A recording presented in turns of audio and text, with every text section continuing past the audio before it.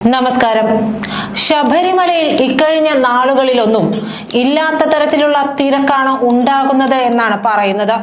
എല്ലാ വർഷവും ശബരിമലയിൽ 20 മുതൽ 30% വരെ അയ്യപ്പ ഭക്തരുടെ വർധന ഉണ്ടാകാറുണ്ടെന്നാണ് പഠനം.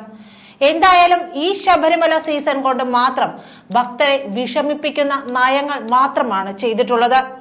ഈ തിരക്കും പ്രശ്നങ്ങളും സർക്കാർ സൃഷ്ടിച്ചതാണെന്ന് തന്നെ പറയേണ്ടി വരും.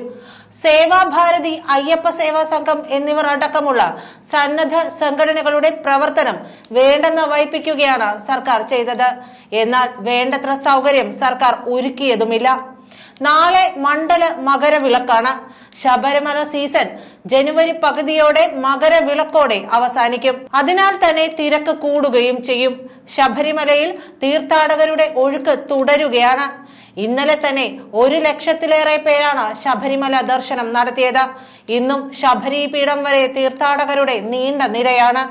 കനത്ത തിരക്ക് കണക്കിലെടുത്ത് പമ്പയിൽ കർശന നിയന്ത്രണങ്ങളും തുടരുകയാണ്. ഇതിനിടെ ആറന്മുള പാർത്ഥസാരഥി ക്ഷേത്രത്തിൽ നിന്നും പുറപ്പെട്ട തങ്കയങ്കി ഘോഷയാത്ര ഇന്ന് സന്നിധാനത്തെത്തും.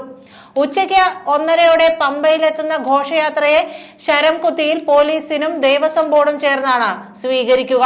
വൈകിട്ടാണ് തങ്കയങ്കി ചാർത്തിയുള്ള ദീപാരാധന. നാളെയാണ് മണ്ഡല പൂജ. അതേസമയം ശബരിമലയിലെ തിരക്ക് നിയന്ത്രിക്കാനുള്ള നടപടികൾ ഉറപ്പാക്കാൻ ഹൈക്കോടതി ഇന്ന് വീണ്ടും പ്രത്യേക സിറ്റിംഗ് നടത്തുന്നുണ്ട്.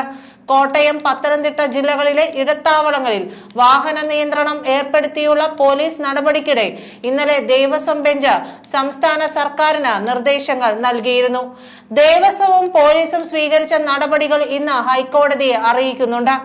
വഴിയിൽ തടയുന്ന തീർത്ഥാടകർക്ക് ഭക്ഷണവും വെള്ളവും നൽകുക, ബുക്കിംഗ് ഇല്ലാതെ എത്തുന്നവരെ കടത്തിവിടുന്ന കാര്യത്തിൽ കർശനമായ നിയന്ത്രണങ്ങൾ ഏർപ്പെടുത്തുക, DGP ആവശ്യമെങ്കിൽ ഇടപെടുക തുടങ്ങിയ നിർദ്ദേശങ്ങളാണ് കോടതി നൽകിയത്.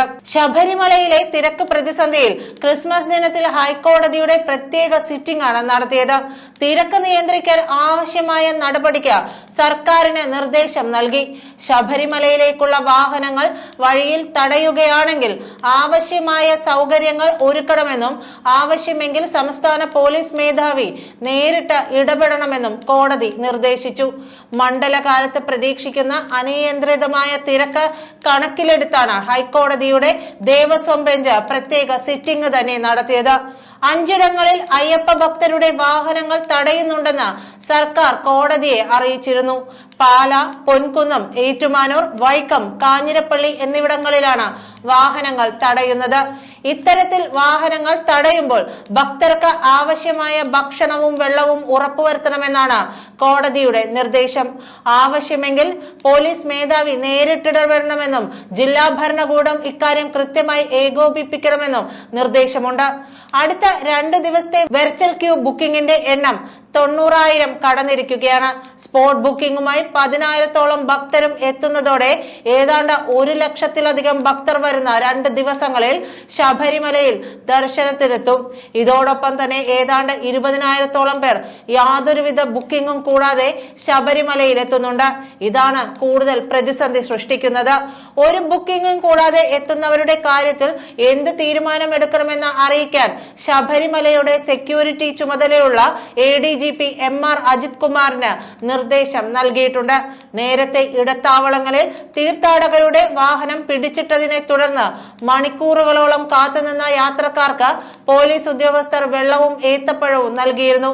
ജനമൈത്രി പോലീസാണ് ഭക്ഷണവും വെള്ളവും നൽകിയത്. തങ്കയങ്കി ഘോഷയാത്ര എത്തുന്നതിനാൽ ഉച്ചയ്ക്ക് 1 മണി മുതൽ മല ചവിട്ടുന്നതിന് നിയന്ത്രണവും ഉണ്ടാകും. ചൊവ്വാഴ്ച രാവിലെ 6 മണി വരെ 20,000-ലധികം പേരാണ് 18ാം പടി ചവിട്ടിയത്. സന്നിധാനത്തെ തിരക്ക് നിയന്ത്രണ വിധേയമാണെങ്കിലും ഇവിടേക്കുള്ള വഴികളിൽ തീർത്ഥാടകരുടെ നീണ്ട നിര തന്നെ തുടരുകയാണ്. ശബരിമലയിൽ തീർത്ഥാടകരുടെ തിരക്ക് നിയന്ത്രിക്കുന്നതിൽ സംസ്ഥാന സർക്കാരിന് ഗുരുതര വീഴ്ച സംഭവിച്ചതായാണ് അയ്യപ്പ ഭക്തർ പറയുന്നത്. കുടിവെള്ളമോ ഭക്ഷണമോ ലഭിക്കാതെ 16 മണിക്കൂറിലധികമാണ് ഭക്തജനങ്ങൾ ദർശനത്തിനായി കാത്തു നിൽക്കേണ്ടി വരുന്നത്.